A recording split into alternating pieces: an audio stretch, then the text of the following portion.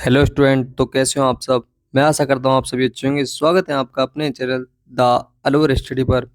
आज की क्लास में 1857 की क्रांति से रिलेटेड कुछ क्वेश्चन थे, वो रह गए थे लास्ट क्लास में, तो वो हम देखने वाले हैं। पहला क्वेश्चन देखते हैं। गीता रहस्य नामक ग्रंथ किसके द्वारा लिखा गया था? तो सर बताओ, गीता रहस्य नामक ग्रंथ था वो किसके द्वारा लिखा गया? बाल गंगाधर तिलक द्वारा लिखा गया था। कौन सा रहस्य? गीता रहस्य ग्रंथ था उस रहस्य। अगला देखते हैं। श्रीमती एनी बेसेंट कांग्रेस की अध्यक्ष बनी थी, ठीक है। कब बनी थी लेकिन वो? कलकत्ता अधिवेशन, ठीक है, कलकत्ता अधिवेशन में बनी थी। कब बनी थी? 1917 में बनी थी। श्रीमती एनी बेसेंट कांग्रेस की प्रेसिडेंट बनी थी, अध्यक्ष बनी थी, ठीक है। अगले देखते हैं।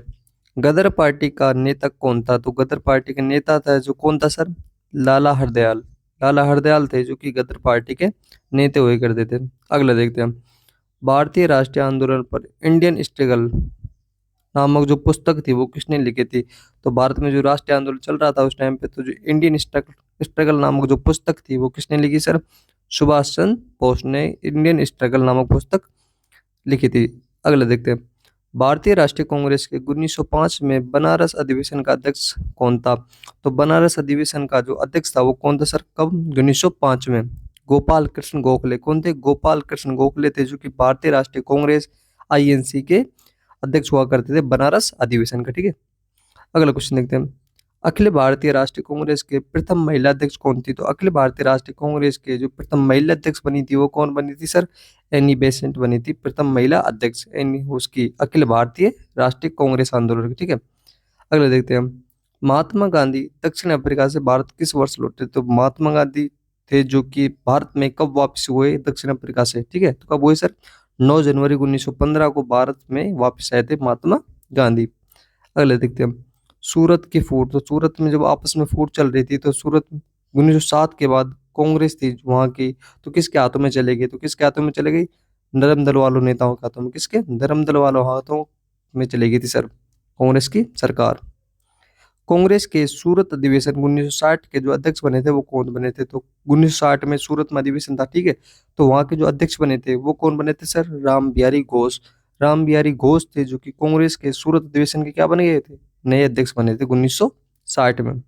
अगले देखते हैं। स्वदेशी तथा बहिष्कार का नारा सबसे पहले किसने दिया था?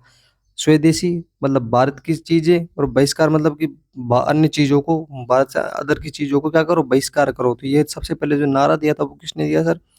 बाल गंगाधर तिलक ने ये सबसे पहले क्या दिया? नारा दिया था, ठीक है। अगले देखते हैं हम।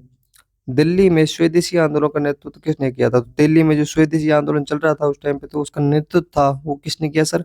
सैयद हैदर रजा ने। किसने? सैयद हैदर रजा ने दिल्ली में चल रहे स्वदेशी आंदोलन का नेतृत्व किया था। अगले देखते हैं। मुजफ्फरपुर कांड। कौन सा? मुजफ्फरपुर कांड जो कब हुआ था? 1908 में हुआ था सर, ठीक है।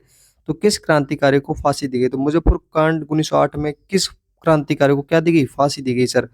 खुदीराम बोस को। किसे? खुदीराम बोस क्रांतिकारी को फांसी दी गई सर मुजफ्फरपुर कांड 1908 के अंतर्गत, ठीक है। अगले देखते हैं।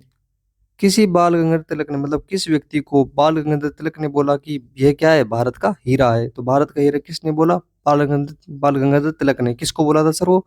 गोपाल कृष्ण गोखले को। गोपाल कृष्ण गोखले जी को बोला कि यह भारत का क्या है? हीरा है सर, ठीक है।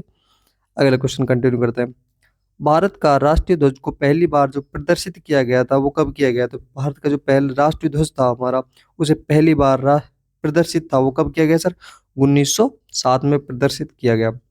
अगला क्वेश्चन देखते हैं।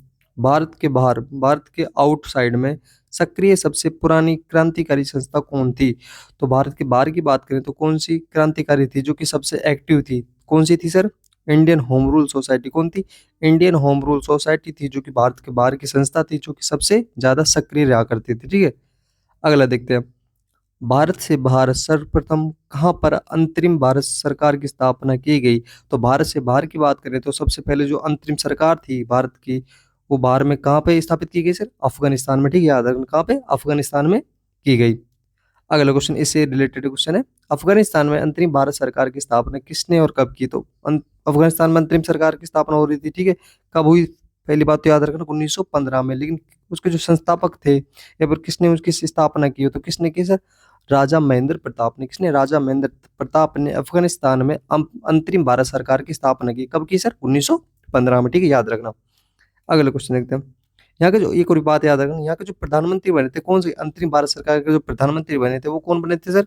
बरकतुल्ला। कौन बने थे? बरकतुल्ला थे, जो कि यहाँ के क्या बने थे? प्रधानमंत्री बने थे।